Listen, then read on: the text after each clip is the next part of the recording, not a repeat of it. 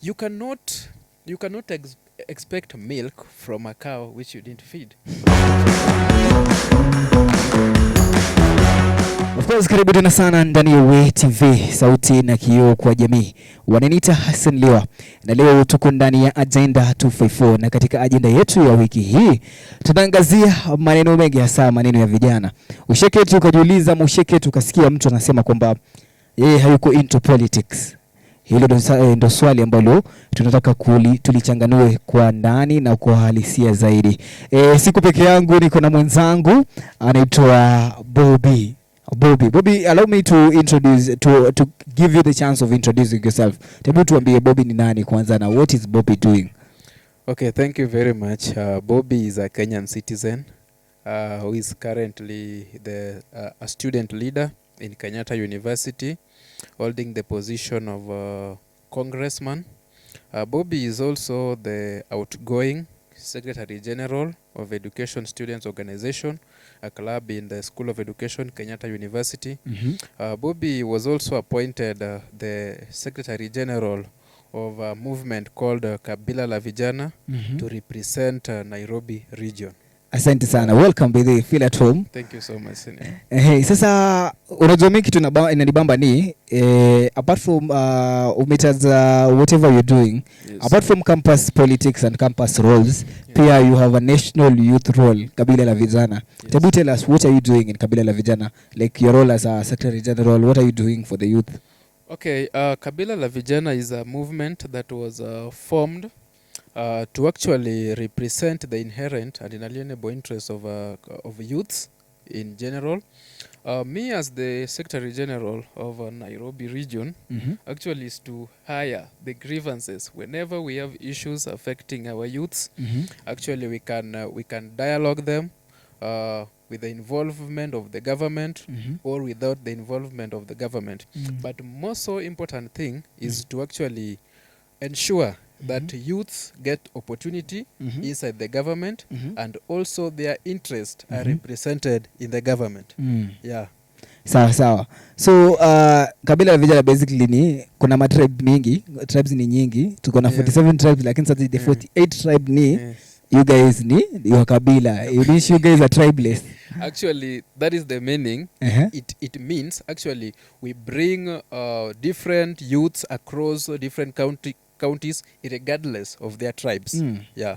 And interesting.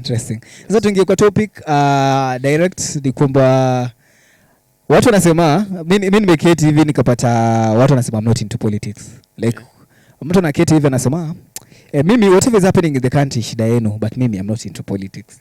Wewe as a leader, as a student leader, as a youth leader wa Kabila la Vijana, like wewe have you met us when you say I'm not into politics now? For you, what does this mean to you? Okay, there are those people who actually think that politics doesn't mean anything to them. But I want to say that at this juncture where the world is taking us to, everybody, youths, young people or older people, need to be enlightened, need to know or have a knowledge about politics, because that's what actually is running our economy. If anything wants to happen, a government initiative, it's just going to take place through this political channel, and therefore we cannot be able even to put this government under check and balances if we don't have any idea about politics and governance. And you know very well that politics and governance, they are we call them same as twins. You cannot separate them. So you cannot claim that you want a service delivery if you don't know actually the roots, how the government works. Yeah. Sawa, tuanze na local, tuipeleke local sana. Lazima mimi ndaka tuipeleke local. At least tukisema local pale majenzi wana feel. Basically, I'm doing this episode for the Gen Z. Yes. Na tuangalie kama is it really worth it kama uko into politics, ama is it really worth it kama you're not into politics. Tuanze na politics is local, tuanze local level. At the local level, why should a youth feel I should take part in electing my MCA? Yes. Okay, you know, as we all know very well that leadership is given first of all by God. Some people also say that it is been taken, which can also mean true to some perspective. But I think youths need to take part in politics, not necessarily doing it, but through electing leaders who can represent them. Because if we fail to do that, we cannot claim that we need those developments to happen in our local areas.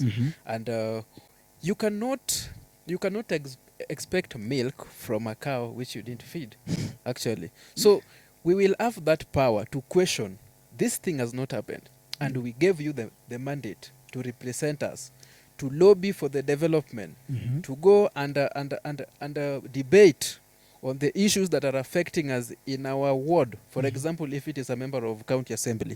Yeah, so I think if we engage in politics through electing our leaders, we will have that power to question them whenever they go wrong. Yeah. So kitu imenibamba ni you said you cannot milk a cow. Yes. That you didn't feed. That you didn't feed. So tukiga kwa feeding a cow sasa. So unajua one of the things that maybe mtu anaweza feel mimi sitaki kuingia kwa politics.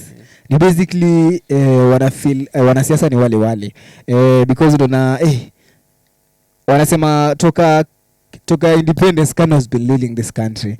So ukiangalia hata kina Kalonzo walikuwa part of the KANU. Now I say for them political class in corruption and stuff. So like how do you convince me as a young person mwenye I don't feel politics? Because mimi najua tu nyote ni wakorofi, nyinyi nyote ni wacorrupt. Like how do you convince me niingie into politics? Ama what is in for me apart from just development, of which is mambo ya development zote in reality ni a lot of ufisadi. Yeah, unaniconvince aje? Okay, what I want to tell you, Hassan, not all politicians are corrupt. Actually, you've seen even in Kenya, you've seen the performing members of parliament or the governor. They are being ranked by different sources, Infotrack, Mizani, and all those, which means they are just a faction of people who are actually involved in the mismanagement and embezzlement of fund and misappropriation. But we also have those politicians or other leaders who are actually doing the right thing. But politics or a government structure is a structure the way it is. There are person at the lower level, there is also another person at the highest level. So sometimes it gets difficult to put these people accountable, because when you go to this person, he will tell you, these things are coming from the boss. You see, something like that. But at least if I also come to the previous point, if we take part into these things, we read the constitution, actually we will know where to start with, and also to question them, to put them on toes. Yeah. Sawa. Yes. So tukuze tunaangalia sasa society tu venye iko. Basically most of wenye wapendi siasa, I'm not into politics, ni mademu feel wazee politics mimi nisimame nipige kura. Hapana. That's true. That's why you also seen we are trying to balance them by introducing the women rep position, just to balance, because they are not interested. But I don't know why. Okay. Wamama ndio wanapiga women rep, lakini sasa the young ladies do not. I think the reason why they wali vote hapa in Nairobi the position last time in 2022 wakivai hapa Nairobi, wakivote hapa Nairobi, basically walikuwa vote ya Sakaja juu kuna dimples, like you know they think iliwavutia mpaka wakaenda kuvote.